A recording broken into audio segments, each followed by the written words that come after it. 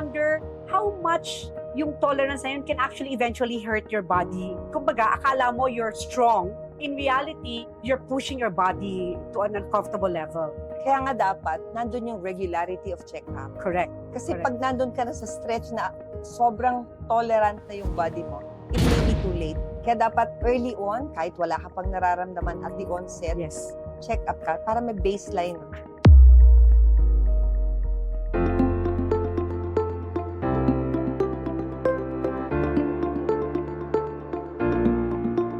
So, Dr. Cindy, one of the things that I think our audience will get a lot from is on the question, what are some of the visible or invisible signs of burnout? Naku, burnout, napakagandang term, but it entails a lot of things, from subtle to severe forms of burnout. So when you say subtle, simple headache is one. Dizziness. Sometimes blurring of vision, parang naduduling ka. Wow. Diba? So, other than that, of course, nandun na yung mga worst scenario, yung forgetfulness, mindfulness, nawawala na, focus, nawawala. Wow. And then, of course, these things, may tinatawag na global amnesia. So, Wow. yung global amnesia naman, akala mo na stroke ka. So, which is actually a form of stroke. So, dapat yung mga ganyan na detect early or else pwedeng mauwi eventually to stroke. Wow. Doctor, as you were describing the symptoms, sobra siyang very close to home because these are common things that me and my friends and people I know of experience. Yes. So, hindi siya dapat talaga isang tabi. Even if you perhaps just experience it once or twice. Do you think that's correct, Doktora? Na parang even if at a sobrang early onset, magpa-check na agad? Especially if your job is really tough, especially on the executive level. Right. Kasi it's not just, mental, di ba? Marami yan, emotional, physical Right. as well. So, Right. dapat at the first onset of any of these subtle signs, check up ka agad. Correct. We talked about the longevity team, and I think the progress or our central focus talaga on this particular team is more on preventive.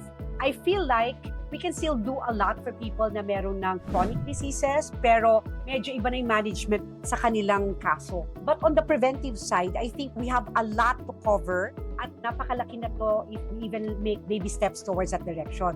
On that point, Doktora, when you talk about baby steps and preventive, ano bang pwedeng lang gawin pang araw-araw to prevent any form of early signs na tumawid pa into a chronic disease?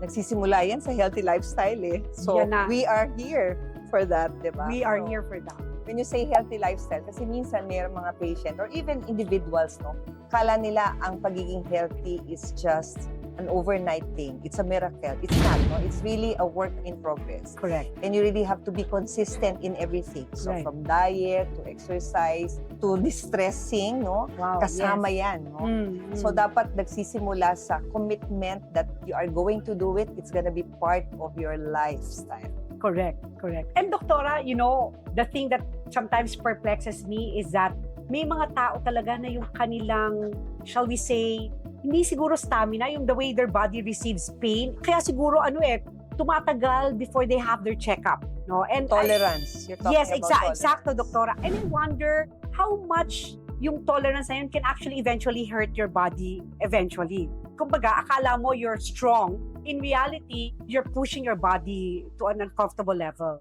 Kaya nga dapat, nandun yung regularity of check-up. Correct. Kasi Correct. pag nandun ka na sa stretch na sobrang tolerant na yung body mo, it may be too late. Correct.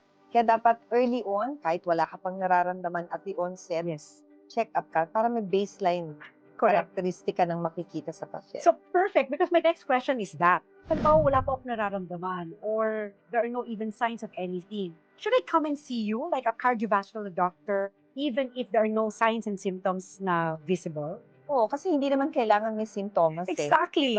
Importante dyan, history, family history, and then you do your physical examination. And there are other special tests that is necessary for baseline testing kung anong status ng Right. cardiovascular Correct. problem mo, di ba? Like CBC, cholesterol, sugar, Exactly. liver function, kidney function. So, yun lang, may marami ka na makikita eh. And from there, you can go from there. Yes. When you have yung blood markers and other laboratory tests, doon pala makikita mo yung baseline mo, whether you are really healthy or not, or what areas of your body to attack. Yes. So, Doctora, we've been tackling more or less general information about burnout, and early detection and symptoms. I want to go to your area of expertise, Doktora. I think, and I hope you don't mind talagang if we can lay down the cards talaga in front for audience about cardiovascular health. And ano yung symptoms nito na I know it starts very small stuff to how it looks like do sa progressive stage na. So, Dr. Cindy, we've been sort of general about our overview kasi nga sabi natin sustaining leadership and what could possibly burnout look like and how we can prevent and early detection. So, your advices have been amazingly helpful, no? Marami kang binanggit dito na hindi siguro akala ng common worker o manggagawa na teka sign na pala yan ng stress or burnout and it can lead to more serious disease. Pero Doktora, let's be realistic. May mga tao na sa advanced stages na and they are actually experiencing more severe cases of that and symptoms. Can you talk about those symptoms, Doktora? Hindi natin sila tatakutin, we will be realistic, but they need to know. Of course, when you talk about cardiovascular disease, ang kinatatakutan ng lahat is acute heart attack. So when you say acute heart attack, may nagbabarang ugat sa puso. And of course, if it's coming from the heart, always chest pain. But of course, there is difference between male presentation and female presentation of chest pain. Okay. So sa mga babae, very subtle. When you say subtle, hindi chest pain eh. Sometimes it's just dizziness, epigastric pain, they feel weak, they have back pains. Unlike sa mga men, talagang chest pain. So pag ganyan ang symptoms, you have to work up immediately. Baka they are having a heart attack. Now of course, once you develop a heart attack, walang choice, you have to bring that patient to the hospital. But if, for example, that heart attack passes, kasi minsan may mga heart attack na simple, hindi na hospital, pero kahit papano, they came as an outpatient. Kaya lang, the worst scenario is that they develop heart failure. So when you say heart failure, usually nagiging irreversible. So ano bang symptoms ng heart failure? Halos hindi ka na makalakad ng malayo.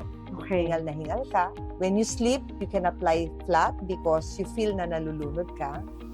Or worst, manas na manas ka na. And sometimes, if it is end stage, heart transplantation. Another disease na very common din, usually in this group of population, is acute stroke. Ang difference naman sa kanila, ang stroke kasi may disability. Hindi katulad ng heart condition. Okay. Pag hinatake ka, pwede ka mabuhay or mamatay. That's the only thing that can happen. Okay. While in a stroke, there is one part of your body that dies. Whether left-sided, right-sided, or you cannot speak, your memory actually is lost. So yun yung mga ayaw natin because it brings a lot of burden not only to the patient but also to the family. Yes. Hindi na sila makakatrabaho. Wow. Disabled for life. Medyo mind-blowing to sa akin Diba? hearing this, Doktora. In that kind of explanation, I've seen doctors and spoke to some of them. Pero siguro the way you described it now is like, and I'm sure the audience will also feel kumbaga, highly appreciative na ganun yung pagkakapresent mo, Doktora. Therefore, now, it begs the question, I know there was a time when we spoke of another, in your channel, you were very, very focused on knowing certain things. And I think we were talking about women's health at the time. Yeah. Sabi mo, know certain numbers. Baka we can repeat that to them. Kasi I think it's very helpful to give that kind of advice to them. So basically, dapat everybody should know their numbers. So pag sinabing numbers, of course, blood pressure is number one. So everybody should know their baseline blood pressure. Second, they have to know their weight.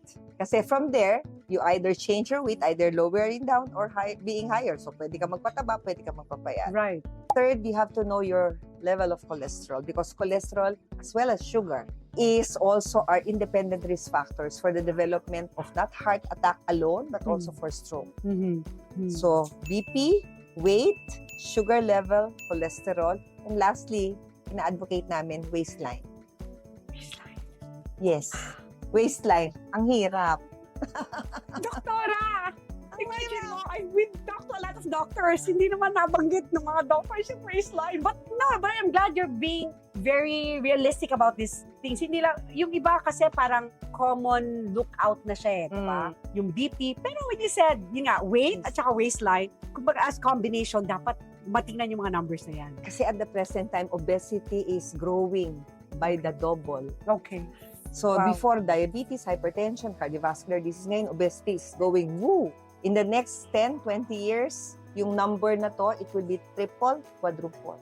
My Especially gosh. in the Asian population. My gosh! So, Doktora, marami kang binanggit today that are sobrang mind-blowing, and I'm sure some of the audience will repeat certain segment of this conversation. Doon pa lang, I think, panalo na tong conversation na to. So, Doktora, before we end, I know you are present, and thankfully you are. Alam ko kakastart lang ng channel mo, parang no more than 6 months ago, and thankfully you are there. Can you name some of the channels that you have para yung iba nating viewers can actually go? I'm not a doctor, I just ask the right questions, pero if they want to hear more from you, where are you? So I'm in FB page, Okay. Dr. Eileen Cynthia De Lara. Okay. From TikTok and Instagram, Doc ACDL. And my YouTube is Doc De Lara. Fantastic. So yan, audience, no? So that's where you can find her. Pero as parting words to our audience, in your area of expertise, I know there are multiple messages and we have tackled quite a bit today. Pero if you are to leave like a message to the audience na gusto mong like a call to action, what would that message be? So it's very short. So Yes. it's prevention is better than cure. Absolutely. I could not underscore that any further than that statement from Doctora Cindy De Lara, a cardiovascular doctor.